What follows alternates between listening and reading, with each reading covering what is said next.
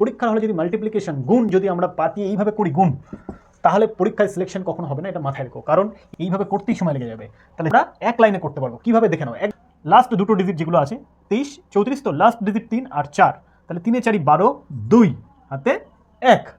আর পাশাপাশি যে দুটো ডিজিট আছে, পাশাপাশি কোন দুটো, পাশাপাশি 3 আছে, এটারও 3 আছে, তাহলে 3 3 9, আর লাস্ট দূরের ডিজিট কি আছে 2 আর 4, এই দূরের ডিজিট আর পাশাপাশি ডিজিট, পাশাপাশি ডিজিট কত 9, দূরের ডিজিট দুটো গুণ করলে 2 আর 4, 4 2 8, তাহলে 9 আর 8 17, আর এখানে 18 8, ওকে 18 8 হাতে 1, একটা লিখে রাখলাম হাতে, আর 3 2 6 আর 1 7, বাস এইটুকুনি করলেই আমার 1 নম্বর হয়ে যাচ্ছে। দেখো পুরো নাম যেটা অ্যান্সার সেটা, এটা তোমরা করতে পারবে। কিভাবে করবে, জাস্ট 3 6 18 8 হাতে 1, এটা কত 3 1 3 আর 4 4 6 24, তাহলে 24 আর 3 27 আর 1 28, 28 এর 8 হাতে 2 আর 4 1 4 আর 2 6, ব্যাস আমাদের অ্যান্সার হয়ে গেল 688। বোঝা গেল? এটা তোমরা নিজেরা করে দেখাও, কমেন্টে লেখো।